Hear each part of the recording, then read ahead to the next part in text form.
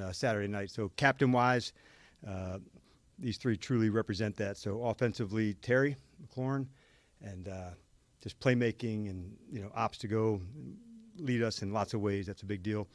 Defensively, Jeremy Reeves. And there's going to be a hitting game. There's going to be one that's relentless and finishing and all of those. And Jeremy certainly represents that. And then on the special teams and the overall team side, Antonio Hamilton. And, for him, the type of energy and attitude that he brings, like I said, that was at the top of my mind, a competitor's kind of night. And those three are that. So I'll get rocking with you guys. Laramie Tunsil's update status? Yep. So Laramie has a strained oblique, and he will be out. Tried to go at practice yesterday and just not there yet, so we'll hopefully get him back for the following game, but not for this one. So a couple of things with him. First, how Brandon did in his absence, but also the run games continue to kind of develop again. Can you still find that identity you've been looking for even with this little time remaining? Do you feel like you're finally starting to get that? Yeah, I think it's really important, John. And the identity piece, you're right, and that's what these 3 weeks are to me, and why having 3 division games so important for us to recapture that north. The physicality, the taking care of the ball, that's continued to haunt us, and so the ability to create takeaways. So those things are super important. Laramie's been a big part of everything, run game, pass protection, and so his ability to displace people from the line, down on double teams, and Brandon, I thought, really he had been ready, he was ready, he looked ready, and performed that way. You had indicated earlier in the season that you wanted to see Brandon kind of take that next step. Yep. What did he show over these, however many weeks to do that? Yeah, and that's the one spot we haven't been banged up on in that space. And so obviously disappointed when, Chris stepped in and stayed into that space. But then I also saw a guy working guard and tackle. He's been our jumbo, so there's some things like, hey, let's get him back in the fight, get him back into it. I saw good practice habits, number one. So I wasn't surprised, Nikki, that he performed well, because this wasn't a guy that, put his head down and sulked about it. He said, okay, I'm going to go to work and get to it. So it's not always smooth, but I thought that showed a lot about his resilience to say, okay, these are not the circumstances that I want, but I'm going to go battle for it. And when called or if called, he would show and demonstrate that he was ready. And some people bullshit themselves and say they won't, or say they'll be ready, but you have to put the work in to do that. And I've certainly seen that from BC. Just a quick Jaden question. Did Laramie's injury or his situation factor at all into the decision to keep Jaden out, just knowing he may or may not have? Okay. You talked about on defense wanting to see a lot more pass rush. Could you talk about the Giants front and then your front offensively? Yeah. So it's such an important part of sometimes, Don, it's not the sack, but it's the pressure. And can you move a quarterback where, he has to get off the first read and get into the next spot? And so that's often what I look for first. So often in pass rush, can I beat somebody to the punch? The speed, the disruption to go. Sometimes that's from blitz, where you can overload a side or a running back with the right matchup. But if it's a 4-man, you got to go win, and you got to jump off the ball and beat somebody to the spot, even if you're not sacking them. And I think maybe the clearest example of that, at the end of the first half, Vaughn had a good pressure. He wasn't able to sack Dart on the play. He got him on the next one, but the scramble was an incomplete, which led to, so those are the plays that I look for as well. They don't show up as much on the stat sheet or you talk about, but they're super important. And then with Philly, the line, they've got a good line. And Hurts can also use his legs to get outside the pocket to do things. So it'll be important for us when to go take our shot, when not to. The run game's super important, obviously, anytime you play against them. And that has to be at the top. And then when we get our chances, can you move the quarterback, hit him, and see if you can find some disruption that way. But it's one of those ones where you got to pick your shots for sure. Hey, Coach. And so speaking of the pass rush, Drake Jackson has been full practice so far this week. Is there any update on him? Yes. Yeah, Drake had a good week. Kind of got started last week, the individual piece. We were ramping up, hopefully, to look at this game as one for him to go. And, yeah, he'll be able to play. And then Von Miller. You just mentioned Von Miller.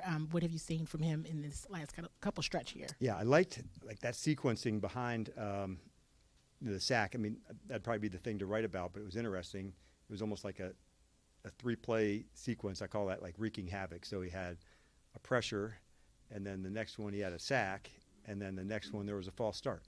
And so that's what I'm looking for to see, can I affect somebody? Okay, the first one he got a pressure, the second one he got a sack. Now there's some mental pressure that's going on with it as well. So I thought that probably clearly illustrated the impact best Candy in that spot. And so we'll need some more of that for sure. And like I said, Philly's good offensive line.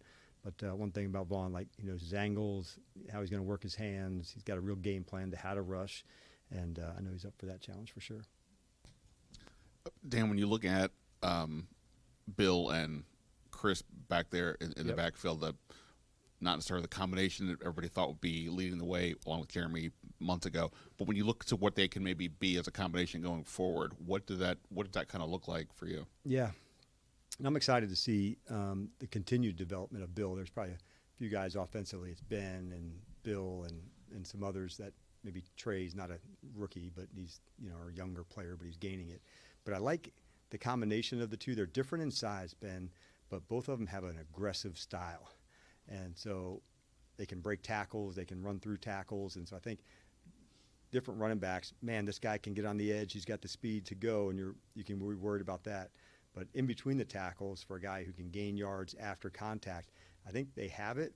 They just do it a little bit differently.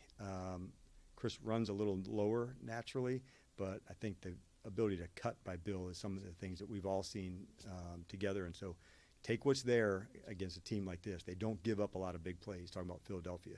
So in the running game, in the passing game, you have to be able to move the chains by taking what's there. It's not a team, hey, I'm going to try to cut out the back door and go get it. The linebackers are disciplined. The D-line's good. So it's going to be taking what's there, and if they can get to the next level, can I get a big play? But that's what I'm looking for in this game from them. But I like the combination. It'll be good to have Chris back for sure. And at quarterback, obviously with Jaden out, changes the depth chart. Is there a world where Sam Hartman gets active, even to be a backup, or maybe even plays somewhere here down the stretch? Not at this moment where we're at. And so he's, like I said, reps change, where he's, getting some more, through the scout team. But he's done that pretty much through the year. So, but no, that's, like I said, we're leaning on Marcus.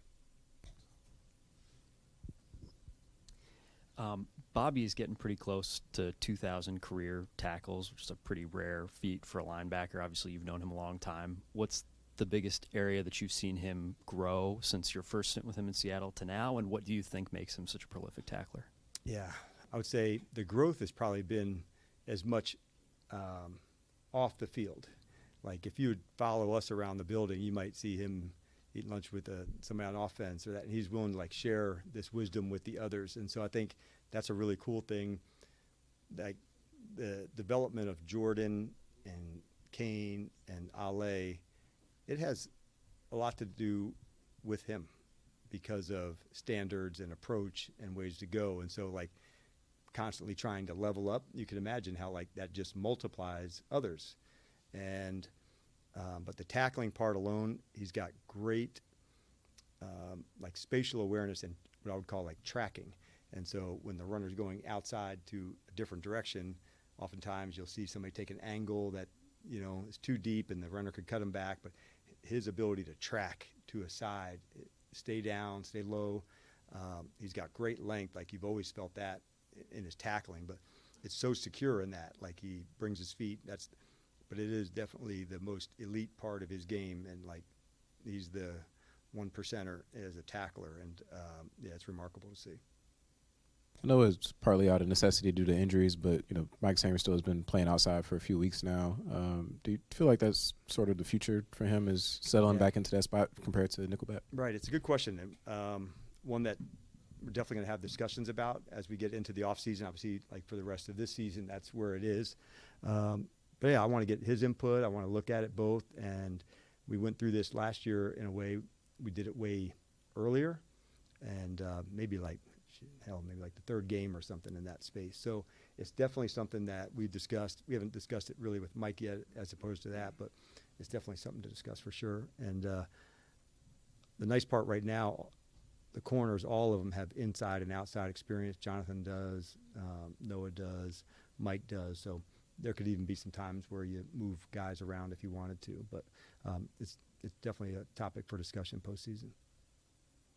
All right. Thanks, Coach. Appreciate it. All right. You want one more? Go ahead, John. Yeah, we're giving you one more. Happy holidays. I didn't even do it this. I know. I appreciate that. But Brandon Coleman, like you saw him at left tackle. Yep. You was working inside at guard. Yes. What can you see from there that maybe, and I know it's a different thing, but does that translate? Does what the success you see translate inside at all, and how do you measure that? It does because of his size. And I think that's what we were looking forward to, John. Got banged up a little bit in camp and then in the early part of the season, but his quickness, and so you see him pull, you can see him trap. He's got quickness like a tackle, but the size and power as a guard. So I know it can transfer inside, but due to injury, that's where the move was made with Chris, and he's continuing to show the flex. It would be much harder for somebody who hasn't had tackle experience to go do this. It happens, but the fact that he can rely on that is better.